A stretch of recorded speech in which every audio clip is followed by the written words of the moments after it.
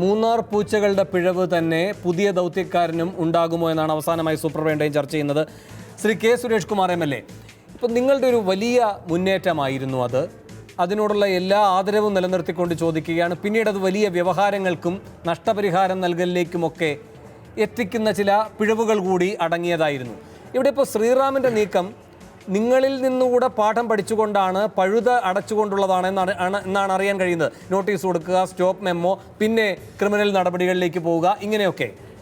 പക്ഷേ എന്നാൽ പോലും അന്ന് CPI താങ്കൾക്ക് വിനയായി എങ്കിൽ ഇവിടെ ഇപ്പോൾ CPI ശ്രീറാമിന് പിന്തുണ നൽകുമ്പോഴും അല്ലാത്ത വലിയ പ്രതിരോധത്തിലേക്ക് പോവുകയാണ് ശ്രീറാം. അപ്പോൾ എവിടെയാണിത് കൃത്യമായി മുന്നോട്ട് കൊണ്ടുപോകാൻ കഴിയുക? ഇപ്പോൾ ഈ പൂച്ചകളിലേക്ക് അല്ലെങ്കിൽ ശ്രീറാമിലേക്ക്, ഇത്തരം പ്രതീകങ്ങളിലേക്ക് ഇത് ചുരുങ്ങുമ്പോഴാണോ വലിയ അതിവേഗത്തിൽ ഇത് ഇല്ലായ്മ ചെയ്യാൻ കഴിയുന്നത്?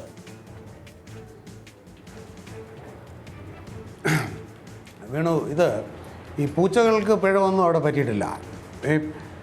അത് നിങ്ങൾ പലരും പറഞ്ഞ് ഇതുവരെയും ഇപ്പോൾ 11 വർഷമായല്ലോ മൂന്നാറിലെ ഓപ്പറേഷൻസ് കഴിഞ്ഞിട്ട്. ഒരു കേസിലെങ്കിലും അവിടെയുള്ള ഉദ്യോഗസ്ഥന്മാർക്ക് ഇന്ന വീഴ്ച പറ്റി, ഇന്ന നോട്ടീസ് കൊടുക്കുന്നതിൽ വീഴ്ച പറ്റി, അല്ലെങ്കിൽ ഇന്ന നിയമം അല്ലെങ്കിൽ ഇതൊന്നും ഉണ്ടായിട്ടില്ല. ഉണ്ടെങ്കിൽ ഞങ്ങളൊന്നും ഇപ്പോഴും ഇങ്ങനെ നടക്കില്ലല്ലോ. പിന്നെ ഇപ്പോൾ അവസാനം 11 വർഷത്തിന് ശേഷം സുപ്രീം കോടതി തന്നെ വളരെ വ്യക്തമായിട്ട് പറയുന്നു, അവിടെ എങ്ങനെയാണ് ഏലത്തോട്ടത്തിൽ റിസോർട്ട് വന്നതെന്നാണ് ചോദിച്ചത്. അപ്പോൾ പൂച്ചകളുടെ വീഴ്ചകൾ എന്ന് പറയുന്നത് ചില ആൾക്കാരുടെ ആഗ്രഹം മാത്രമാണ്. വീഴ്ച ഉണ്ടായത് രാഷ്ട്രീയ നേതൃത്വത്തിനാണ്.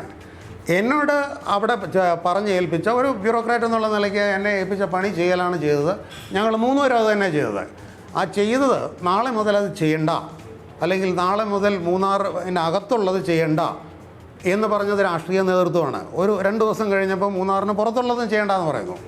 ഇത് പൊളിറ്റിക്കൽ വില്ലിൻ്റെ ഒരു എന്താ പറയുന്നത്, അവരുടെ ഒരു സ്ട്രെങ്തിന്റെ അഭാവമാണ്. ശ്രീറാം കാണിക്കുന്ന പോലെ നിയമത്തിന്റെ ശക്തി അറിയാം, നിയമത്തിന്റെ ശക്തി വെച്ച് നീങ്ങാമല്ലോ. ഉണ്ട്. അപ്പോൾ എന്തിനാണ് ഈ നിയമം ഇവിടെ എക്സിക്യൂട്ടീവിന് വളരെ സ്പെസിഫിക് ആയിട്ടുള്ള റോൾ ഉണ്ടല്ലോ ഭരണഘടന പ്രകാരം തന്നെ. അത് ചെയ്യുന്നതിന് അനുവദിക്കാതെ അത് എങ്ങനെ ചെയ്യണം എന്ന് വ്യാഖ്യാനിക്കാനാണോ യഥാർത്ഥത്തിൽ ഈ പറയുന്ന MLA-മാരും രാഷ്ട്രീയ നേതാക്കന്മാരും? ഒരു പരിധിക്ക് അപ്പുറം മാധ്യമങ്ങൾ അവരെ ചെയ്യേണ്ട പണി ചെയ്യാൻ മാത്രമായിട്ട് വിടൂ. അന്ന് മൂന്നാർ ഓപ്പറേഷൻ 11 വർഷം മുമ്പ് നിന്ന് പോയത് എന്താ പറയുന്നത്, പൂച്ചകളുടെ വീഴ്ചയാണ് നിന്ന് വേണു മാത്രമാണ് പറയുന്നത്. എന്നാൽ നാട്ടിലുള്ള മുഴുവൻ ആൾക്കാർക്ക് എവിടെയാണ് ഈ പറയുന്ന രാഷ്ട്രീയ നേതൃത്വത്തിന് VS-ന് എന്തുകൊണ്ട് അത് നിർത്തിവെക്കേണ്ട ഒരു സാഹചര്യം ഉണ്ടായി? പാർട്ടിയുടെ ഔദ്യോഗിക പക്ഷം എന്ത് നിലപാടെടുത്ത് ആണ് VS-നെ പ്രഷറൈസ് ചെയ്തത്? CPI ഏത് തരത്തിലാണ് VS-നെ പ്രഷറൈസ് ചെയ്തത്? ഞങ്ങളെ പ്രഷറൈസ് ചെയ്തില്ല. ഞങ്ങളെ പ്രഷറൈസ് ചെയ്യാൻ ആകെ വന്നത് ഈ രാജേന്ദ്രനാണ്. ആദ്യത്തെ 2-ാം ദിവസം തന്നെ രാജേന്ദ്രൻ 5-6 കയ്യേറ്റക്കാരെയും കൂട്ടിയിട്ട് അയ്യോ നാളെ ഇതൊന്നും പൊളിക്കരുതെന്ന് പറഞ്ഞു. ഞാൻ പറഞ്ഞു പോയി പണി നോക്കാൻ പറഞ്ഞു. അത് പിറ്റേ ദിവസം തന്നെ അത് പൊളിക്കുകയും ചെയ്തു. അങ്ങനെ പറയുന്ന ആൾക്കാർ ഞങ്ങളൊക്കെ മാറിക്കഴിഞ്ഞിട്ട് പിന്നെ വന്ന ഉദ്യോഗസ്ഥന്മാരോട് ഒരുപക്ഷെ രാജേന്ദ്രൻ അത് സാധിച്ചായിരിക്കാം. അതുകൊണ്ടാണ് അതിനുശേഷം 11 വർഷവും തുടർച്ചയായിട്ട് അവിടെ കയ്യേറ്റം ഉണ്ടായത്. അപ്പോൾ ഉള്ള നിയമമാണ്, ആ നിയമം നടപ്പാക്കേണ്ടത് എങ്ങനെയാണെന്ന് വ്യക്തമായ ധാരണയുള്ള ഉദ്യോഗസ്ഥർ തന്നെയാണ്. അവരുടെ മേൽ ചെന്നിട്ട് അത് അങ്ങനെ ഇൻ്റർപ്രറ്റ് ചെയ്യണം, ഇത് ഇങ്ങനെ ചെയ്യണം, ഇങ്ങനെ ചെയ്യരുത് എന്നോടത്ത് വന്നതല്ലേ. ഇപ്പോഴും ശ്രീറാമിനെ എന്തിനാണ് അദ്ദേഹത്തിൻ്റെ പണി ചെയ്യാൻ അനുവദിക്കാനായിട്ട് ഈ പറയുന്ന ജനപ്രതിനിധികൾ മാറി നിന്ന് കൊടുത്തൂടെ? ആ സ്പേസ് കൊടുക്കാത്തത് എന്താ? പിന്നെ അതിന് വേണ്ട ഒരു പൊളിറ്റിക്കൽ ബാക്കപ്പ് കൊടുക്കാനായിട്ട് ഗവൺമെൻറ് അതിനുള്ള ഒരു ഇച്ഛാശക്തി കാണിക്കണം. എന്നിട്ട് ആ ഗവൺമെൻറ് ഉദ്യോഗസ്ഥൻ അവരുടെ പണി ചെയ്യുന്നതിൽ വീഴ്ച വരുത്തിയോ എന്നുള്ളത് അപ്പോൾ വിലയിരുത്തണം. ഇത് തുടങ്ങുന്നതേ ഉള്ളൂ. തുടങ്ങുന്നതിന് മുൻപ് തന്നെ. ശരി അഡ്വക്കേറ്റ് ഹരീഷ് വാസുദേവ്, സുരേഷ് കുമാറിന്റെ നേതൃത്വത്തിൽ നടന്ന ദൗത്യത്തെ ഒരു നിലയിലും ചുരുക്കി കാണുന്നില്ല. അപ്പോൾ പോലും നിയമപരമായ പിഴവുകൾ ഉണ്ടായിട്ടുണ്ടോ ഇല്ലയോ അവർക്ക്? അങ്ങനെ ഉണ്ടായിട്ടുണ്ട് എന്ന ആകെ വന്നത് ജസ്റ്റിസ് മഞ്ജുള ചെല്ലൂർ പോകുന്നതിന് തൊട്ട് മുമ്പ് ഇറക്കിയ ഒരു വിധിന്യായത്തിലായിരുന്നു. അത് സുപ്രീം കോടതി സ്റ്റേ ചെയ്യുകയും ചെയ്തു. അതുകൊണ്ട് തന്നെ എനിക്കറിയാവുന്ന മൂന്നാർ ഓപ്പറേഷനിൽ പിഴവുകൾ ഉണ്ടായിട്ടില്ല.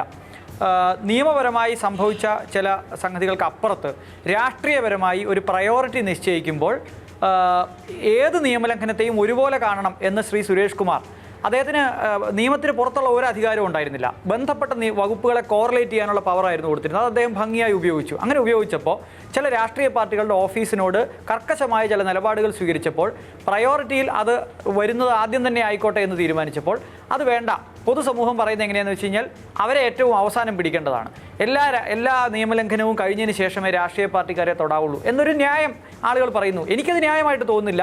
ശ്രീ സുരേഷ് കുമാർ ചെയ്തത് ശരി തന്നെയാണ്. പക്ഷേ ജനാധിപത്യത്തിൽ സ്ട്രാറ്റജികൾ ബിൽഡ് ചെയ്യുമ്പോൾ പലപ്പോഴും ചില ആളുകളെ ഈ യുദ്ധത്തിൻ്റെ അവസാനം വരെ ചിലപ്പോൾ കൂടെ നിർത്തേണ്ടതായിട്ട് വരും. എനിക്ക് തോന്നുന്നു ആ സ്ട്രാറ്റജി കൂടി മനസ്സിലാക്കിയാണ് ഒരുപക്ഷെ ശ്രീറാം ഇപ്പോൾ മൂന്നാറിൽ പ്രവർത്തിക്കുന്നത് എന്ന്. ശരി, അവസാനമായി ശ്രീ അനിൽ അക്കര, നമുക്കിപ്പോൾ നീതിന്യായ സംവിധാനങ്ങൾ നൽകിയിരിക്കുന്ന ഉത്തരവുകളുണ്ട്. അത് കർക്കശമായി നടപ്പാക്കുകയാണ് സർക്കാരിൻ്റെ ഭരണഘടനാപരമായ ഉത്തരവാദിത്തം. അതിന് ചുമതലപ്പെട്ട ഉദ്യോഗസ്ഥരാണ് നിയോഗിക്കപ്പെടുന്നത്. ആ ഉദ്യോഗസ്ഥരെ അവരുടെ ചുമതല ചെയ്യാൻ അനുവദിക്കണം.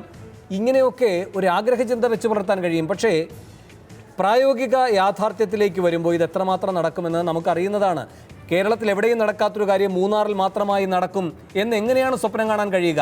അതുകൊണ്ട് CPI ഈ കാര്യത്തിൽ കർക്കശമായ നിലപാട് ഇതുവരെ സ്വീകരിച്ചു നിൽക്കുന്നു. റവന്യൂ മന്ത്രി അടക്കം ആ നിലപാടിൽ നിൽക്കുകയാണ്. എങ്കിൽ പോലും ഈ 27-ാം തീയതിക്ക് ശേഷം സാഹചര്യം മാറുമെന്ന് കരുതുന്നുണ്ടോ താങ്കൾ? ശ്രീ സുരേഷ് കുമാർ ചൂണ്ടിക്കാട്ടിയ പൊളിറ്റിക്കൽ വില്ലിൻ്റെ ഒരു അഭാവം, അത് 11 കൊല്ലം മുമ്പത്തെ ഇതിൻ്റെ ഒരു ആവർത്തനം ഉണ്ടാകുമെന്ന് കരുതുന്നുണ്ടോ? അതെ, 27-ാം തീയതി ഒന്നും നടക്കാൻ പോകുന്നില്ല. ഇതിനകത്ത് ഏറ്റവും പ്രധാനപ്പെട്ട ഒരു കാര്യം ഇതാണ്.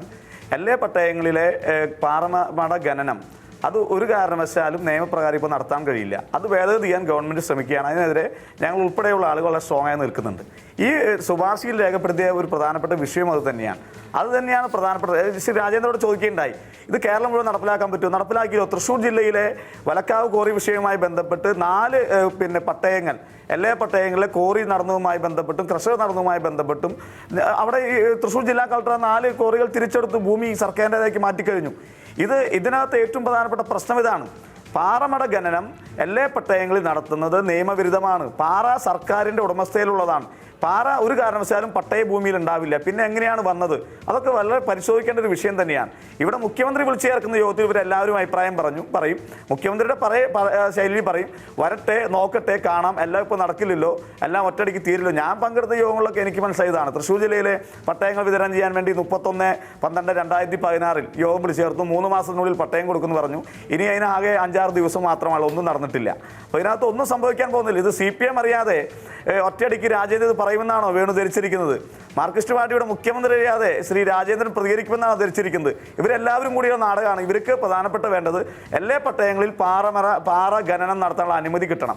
അതിനുള്ള നാടകമാണ് ഇപ്പോൾ നടന്നുകൊണ്ടിരിക്കുന്നത്. അതിന് ശക്തിയായി ആ ഉദ്യോഗസ്ഥർ ഇടപെട്ടുകൊണ്ടിരിക്കുകയാണ്. ശ്രീറാമിന് രാഷ്ട്രീയത്തിന് അതീതമായ പിന്തുണ കൊടുക്കണം എന്നാണ് എനിക്ക് സൂചിപ്പിക്കാനുള്ളത്.